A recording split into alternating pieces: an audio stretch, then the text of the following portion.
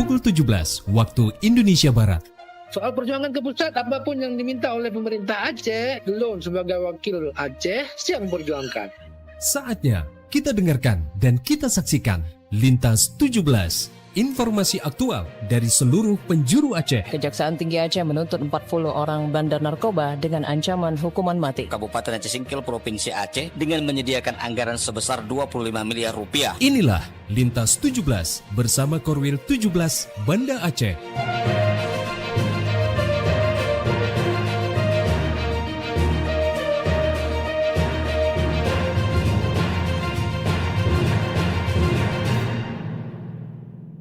Assalamualaikum warahmatullahi wabarakatuh. Dari Jalan Sultan Iskandar Muda 13 Banda Aceh, saya Arso bersama presenter dari RRI Sekorwil Nusantara 17 Banda Aceh, Loksmawe, Melabuh, Takengon, Sabang dan Singkil mengantarkan Lintas 17. Syarat berita berjaringan menyajikan informasi aktual yang terjadi di berbagai penjuru Aceh. Edisi hari ini Senin 13 Juli 2026.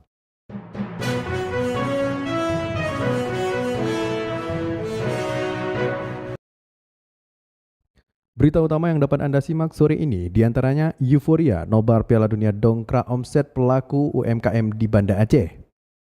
MPLS di Banda Aceh terlaksana dengan edukatif dan menyenangkan.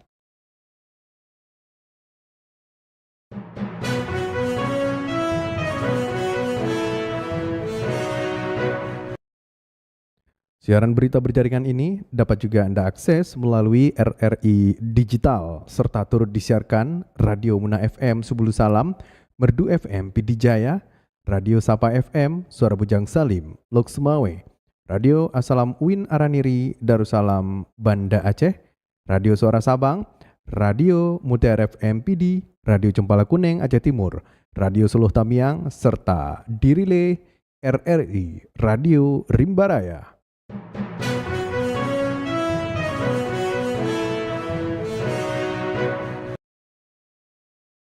Baiklah saudara, berita pertama kami mulai dari Kutaraja, Banda Aceh.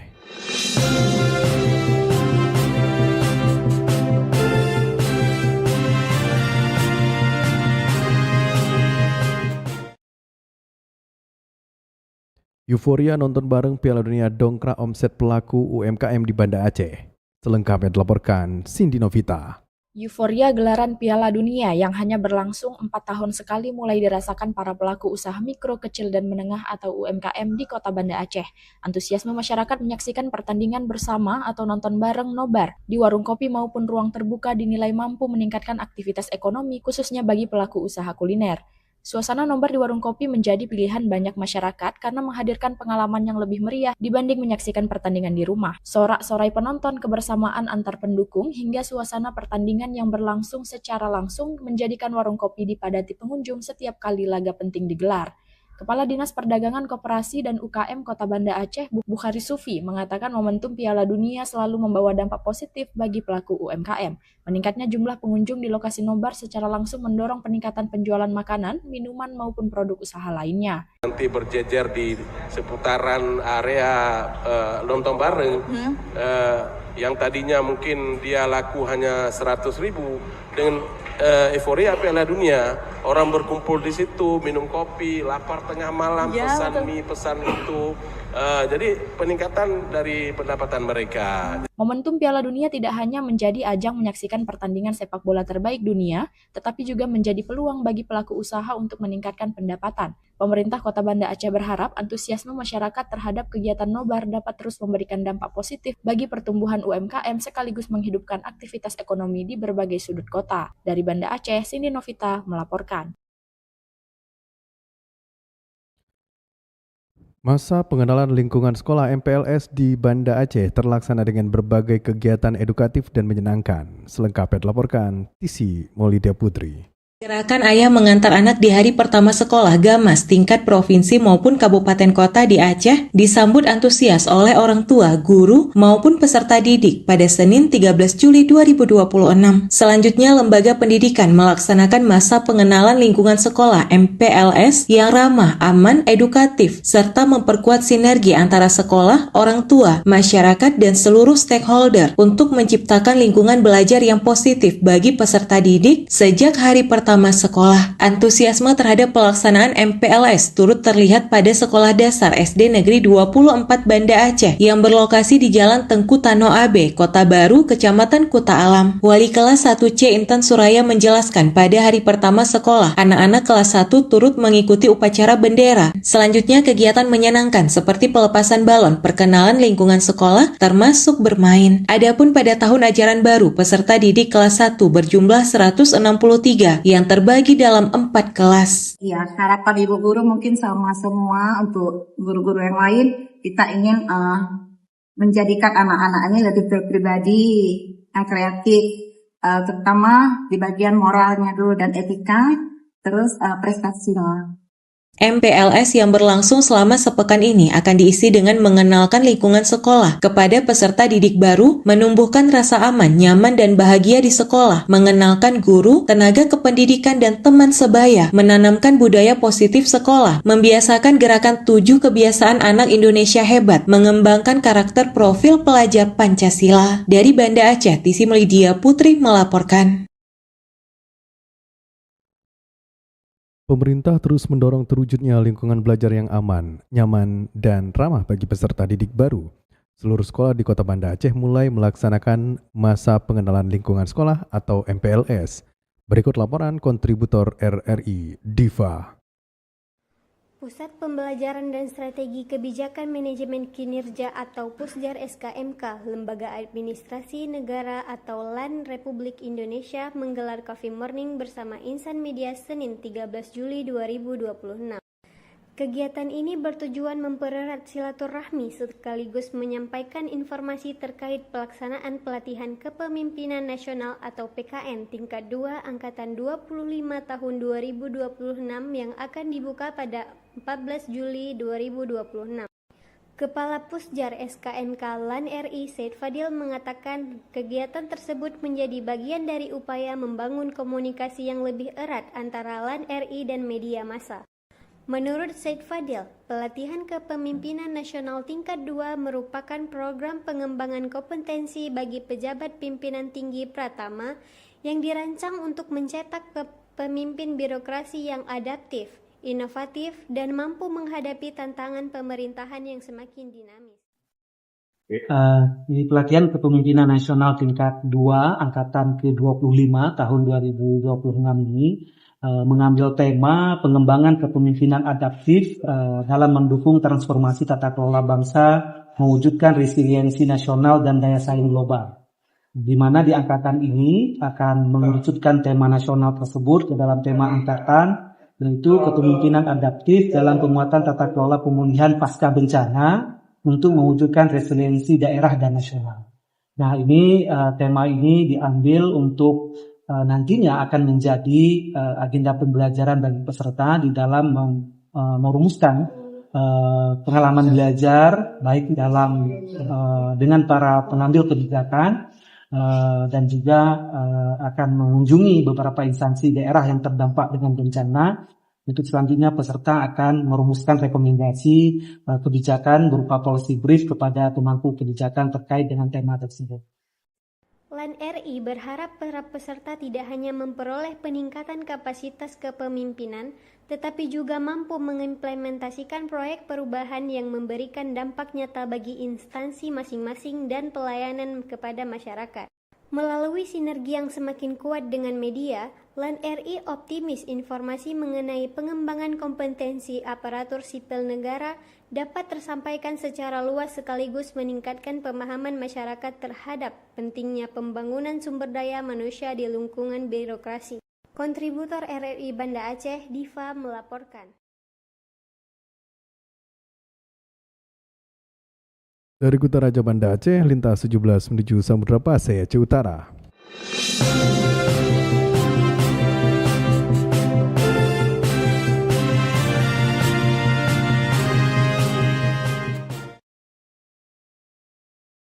Anggota DPD RI asal Aceh mendesak aparat kepolisian mengusut tuntas dugaan praktik sindikat debt kolektor gadungan yang beraksi di wilayah Aceh Timur dan Kota Langsa.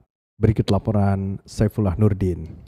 Anggota DPD RI asal Aceh Haji Sudirman atau yang akrab disapa Haji Umar mendesak aparat kepolisian mengusut tuntas dugaan praktik sindikat debt kolektor gadungan yang beraksi di Aceh Timur dan Kota Langsa. Desakan ini disampaikan Haji Umar setelah menerima laporan dari seorang warga bernama Rahmat. Korban mengaku sepeda motornya ditarik secara paksa oleh sekelompok orang yang mengatasnamakan perusahaan pembiayaan PT Menteri Utama Finansi PT Mega Central Finansi atau MCF. Haji Umar mengatakan berdasarkan pengakuan korban, peristiwa itu terjadi pada Kamis 9 Juli 2026 yang lalu. Saat itu rumahnya didatangi 3 orang pria yang mengaku sebagai debt collector. Berdalih korban menunggak pembayaran selama 6 bulan akibat terdampak bencana banjir pada November 2025. Mereka memaksa mengambil sepeda motor tersebut. Korban sempat menolak karena merasa baru menunggak selama 3 bulan, namun intimidasi terus berlanjut hingga beberapa saat kemudian seorang oknum anggota Polres Aceh Timur mendatangi rumah korban. Hadirnya oknum tersebut membuat korban tertekan hingga akhirnya pasrah menyerahkan kendaraannya. Kejadian ini menimpa salah satu warga di Aceh Timur yang kemudian dilaporkan kepada kita bahwa sudah terjadi pemerasan oleh oknum atau sindikat debt collector yang mengatasnamakan sebuah perusahaan leasing. Terduga pelakunya juga terseret oknum kepolisian. Jadi mekanisme yang dilakukan adalah saat menarik sepeda motor nasabah yang meyakinkan nasabah itu bahwa benar-benar sepeda motor itu memang atas perintah daripada perusahaan leasing. Lebih lanjut, Haji Umar menjelaskan, kecurigaan muncul keesokan harinya pada Jumat 10 Juli 2026 saat korban konfirmasi penarikan tersebut ke kantor pembiayaan. Pihak perusahaan membantah secara tegas tidak mengeluarkan surat perintah penarikan maupun menugaskan personil ke rumah korban untuk penarikan sepeda motor. Merasa menjadi korban penipuan, korban mencoba menghubungi para debt collector tersebut namun tidak ada tanggapan. Lalu korban menghubungi oknum polisi yang sebelumnya hadir saat penarikan motornya. Tak lama kemudian 3 orang debt collector bersama oknum polisi tersebut mendadak mengembalikan sepeda motor korban ke rumahnya. 2 dari 3 kolektor bahkan melarikan diri dari lokasi. Sementara 1 pelaku lainnya berhasil diamankan dan dilaporkan ke kepolisian setempat. Di sisi lain, Haji Umar mengancam keras dugaan praktik premanisme berkodok penagih hutang tersebut. Apalagi jika terbukti melibatkan oknum aparat kepolisian dan indikasi kebocoran data nasabah, dirinya mendesak aparat penegak hukum wajib mengusutnya secara profesional, transparan, dan tanpa pandang bulu. Demikian Seplah Nurdin melaporkan. Dari Samudra Pasai, Aceh Utara, kita menuju Melabu.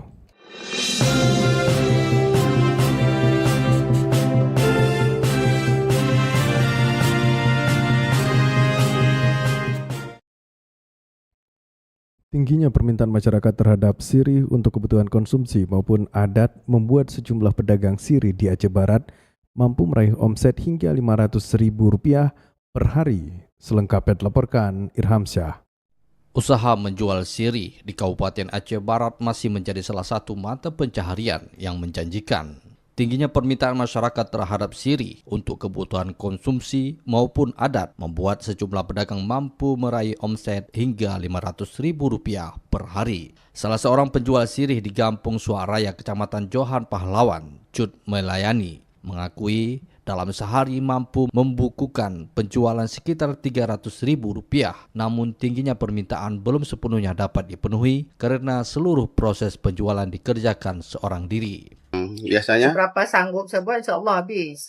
Kadang-kadang sanggup 2,5, sanggup 200, lebih itu nggak sanggup. Tenaga kurang karena kalau orang makan sirih kan dia nggak boleh orang lain buat. Kayaknya dia bilang kok udah berganti tangan lain rasa. Hal senada disampaikan Aisyah, pedagang sirih di kawasan Simpang KB, Kampung Drin Rampak. Ia mengatakan omset penjualannya dapat mencapai Rp500.000 bahkan lebih setiap harinya, terutama saat permintaan meningkat. Meski demikian, menurutnya ketersediaan bahan baku seperti daun sirih dan buah pinang masih menjadi kendala utama dalam memenuhi kebutuhan konsumen.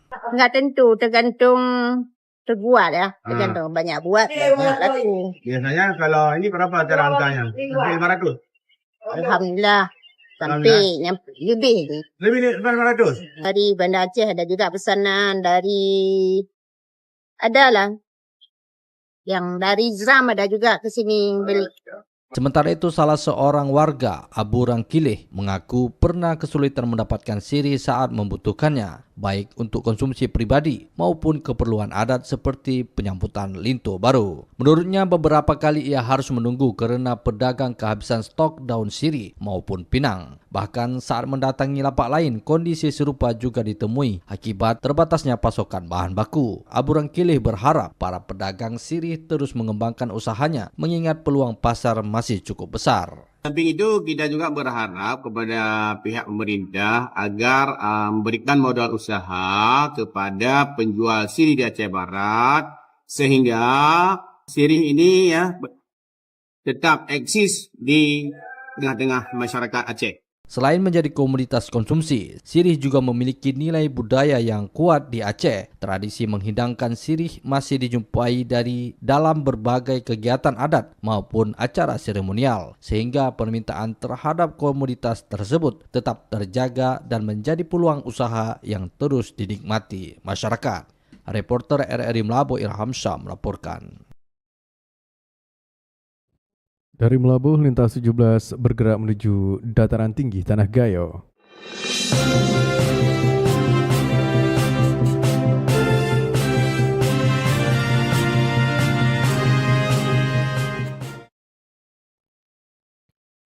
Sebagai bagian dari upaya memastikan program pengembangan komunitas kopi berjalan, Bupati Gayo Luas tinjau kebun kopi warga sekaligus menyerap aspirasi dari para petani.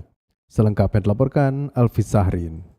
Pemerintah Kabupaten Gayo Luas terus menunjukkan komitmennya dalam mendukung pengembangan sektor perkebunan. Bupati Gayo Luas meninjau langsung kebun kopi milik masyarakat di kawasan Lembah Kodim guna melihat kondisi perkebunan sekaligus mendengar aspirasi para petani.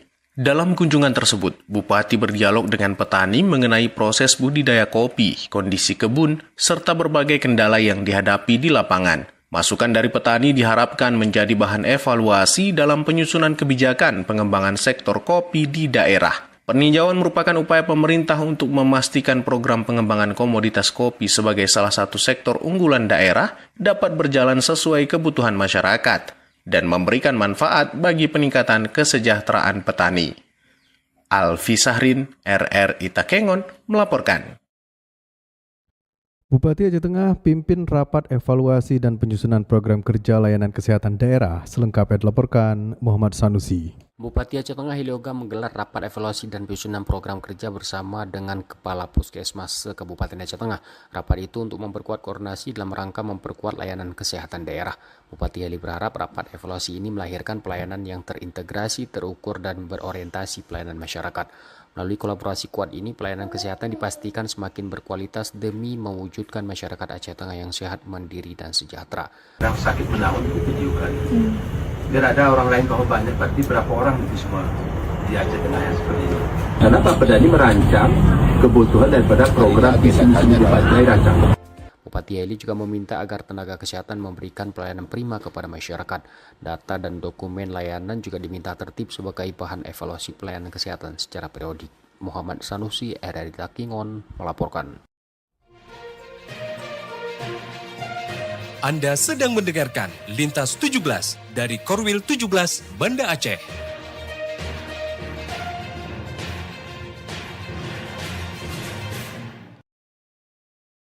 Anda telah menyimak berita-berita dari Kutaraja Banda Aceh, Loksmawe, Melabuh, dan Takengon. Kami ajak Anda menuju 0 km Indonesia, Pulau W.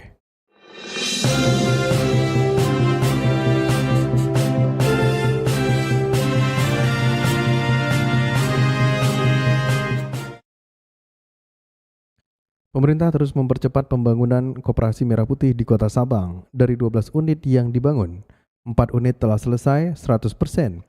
Sementara 8 lainnya ditargetkan rampung secara bertahap hingga akhir Juli 2026. Selengkapnya dilaporkan Irza Maulana. Pembangunan koperasi merah putih di Kota Sabang terus menunjukkan perkembangan. Hingga pertengahan Juli 2026, progres pembangunan di 12 kampung telah mencapai rata-rata 82%, dengan 4 unit diantaranya telah rampung sepenuhnya. Pasiter Kodim 0112 Sabang, Kapten CBA Siswanto mengatakan percepatan pembangunan terus dilakukan agar seluruh target dapat diselesaikan sesuai jadwal. Kodim bersama pihak terkait menargetkan 6 unit koperasi selesai pada 25 Juli 2026 dan selanjutnya hingga 30 Juli 2026 diupayakan sedikitnya 8 unit telah mencapai progres hingga 100%. Menurut Siswanto, dari total 18 kampung di Kota Sabang, baru 12 lokasi yang dapat dibangun karena telah memenuhi persyaratan lahan yang ditetapkan pemerintah pusat. Dirinya mengatakan 6 kampung lainnya masih menunggu kepastian karena proses penyediaan lahan masih terus dikoordinasikan bersama pemerintah Kota Sabang dan pemerintah pusat. Salah satu syarat utama pembangunan yakni tersedianya lahan seluas minimal 1000 meter persegi yang layak dibangun. Kita sampai dengan saat ini dari 12 titik yang kita melaksanakan pembangunan, alhamdulillah sudah 4 titik yang sudah mencapai 100%, yaitu di Gampung Curabe, Gampung Balohan, Gampung Bateso, kemudian tambahan yang satu baru-baru ini di Gampung Kota Barat atas ya, Kota Barat bawah. Menurut demikian, Siswanto menyebut pelaksanaan pembangunan secara umum tidak menghadapi kendala. Hambatan yang muncul lebih banyak dipengaruhi kondisi geografis Sabang sebagai daerah kepulauan dan destinasi wisata. Ia menjelaskan distribusi material bangunan dari Pelabuhan Uleli menuju Sabang terkadang mengalami keterlambatan karena harus menyesuaikan dengan prioritas angkutan penumpang dan kebutuhan pokok masyarakat. Selain itu, cuaca yang memasuki musim hujan juga mempengaruhi penyelesaian sejumlah pekerjaan di lapangan. Menunggu petunjuk dari Agrinas atau dari pusat, apakah ada tahap 2 yang menyesuaikan dengan kondisi lahan yang tersedia. Itu masih kita laksanakan koordinasi, baik itu dengan pemerintah daerah maupun pemerintah pusat, demikian. Dia kemudian menerangkan koordinasi dengan pemerintah kampung terus dilakukan sejak tahap penyediaan lahan hingga pembangunan fisik. Menurut dia, keterlibatan pemerintah desa menjadi penting karena koperasi nantinya akan dikelola untuk meningkatkan perekonomian masyarakat setempat. Lebih jauh, dirinya berharap koperasi Merah Putih mampu menjadi wadah penyerapan hasil pertanian maupun potensi ekonomi lainnya di setiap kampung sehingga dapat meningkatkan pendapatan masyarakat. Selain pembangunan fisik, pemerintah juga telah menyiapkan skema pendampingan bagi segala koperasi yang telah berdiri. Pendampingan akan dilakukan oleh tenaga yang ditunjuk pemerintah untuk membantu pengurus menjalankan koperasi hingga mampu beroperasi secara mandiri. Demikian Rizal Maulana melaporkan. Dari 0 km Indonesia Sabang, lintas 17 bergerak menuju kawasan bumi Syekh Abdul Rauf Asingkili.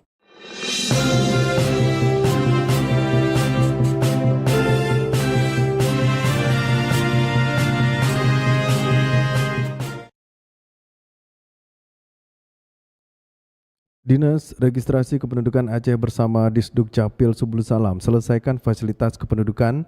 Ribuan dokumen kependudukan diterbitkan tanpa dipungut biaya. Selengkapnya dilaporkan Juprianto. Dinas Registrasi Kependudukan Aceh atau DRKA telah menuntaskan pelayanan jemput bola fasilitas kependudukan di Kota Subul Salam.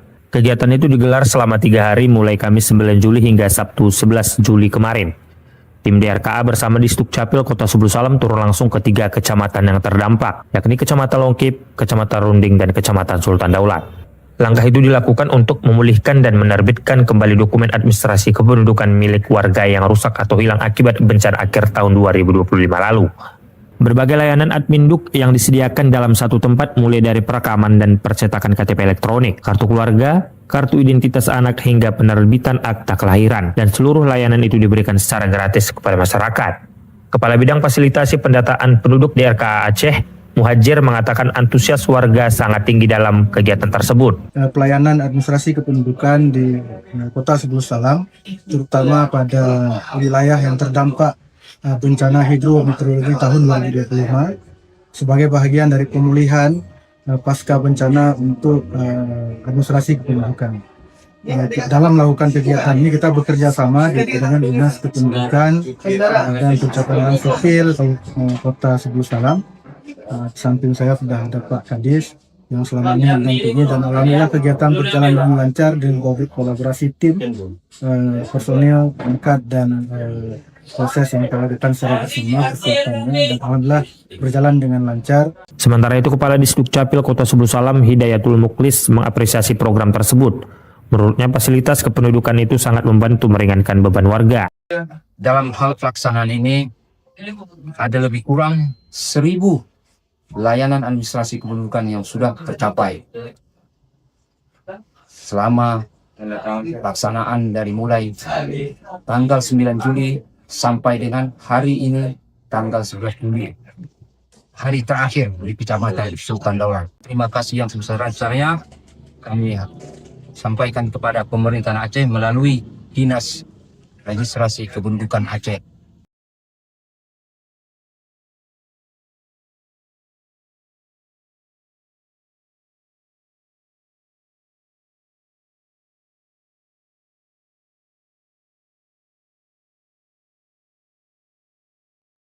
Hari pertama sekolah, Pemkab serukan orang tua dampingi siswa. Selengkapnya dilaporkan Salihin Barus.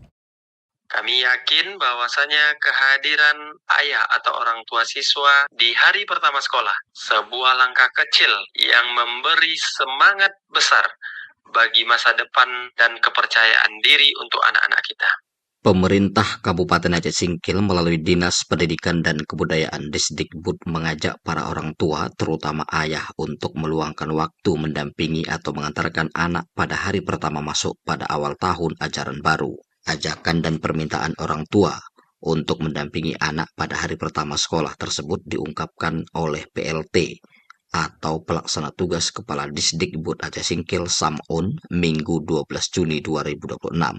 Dikatakannya Pemkab melalui Dinas Pendidikan mengajak seluruh masyarakat, terutama para ayah, untuk ikut meramaikan gerakan orang tua mengantarkan anak awal masuk sekolah pada hari Senin, 13 Juli 2026.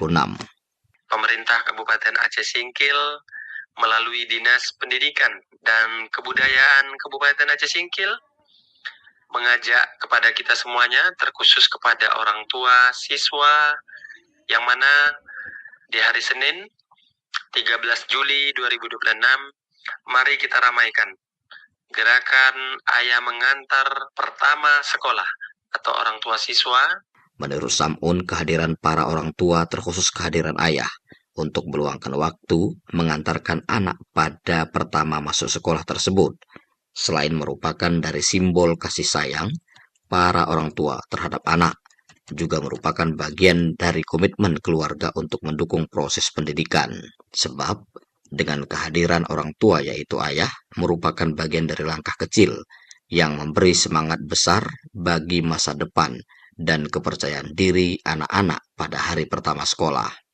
Kami yakin bahwasanya kehadiran ayah atau orang tua siswa di hari pertama sekolah sebuah langkah kecil yang memberi semangat besar bagi masa depan dan kepercayaan diri untuk anak-anak kita. Mari kita perkuat kedekatan dan dukungan pendidikan untuk membangun masa depan serta membersamai mewujudkan pendidikan yang unggul. Selanjutnya, melalui gerakan pendampingan orang tua terhadap anak pada hari pertama sekolah, juga menurut Sam'un dapat memperkuat kedekatan dan dukungan pendidikan untuk membangun masa depan serta mempersamai mewujudkan pendidikan yang unggul. Karena melalui langkah kecil pendampingan orang tua terhadap anak pada hari pertama sekolah tersebut merupakan sebuah harapan dan semangat baru menuju generasi emas untuk Indonesia yang lebih baik. Demikian Salihin Barus melaporkan.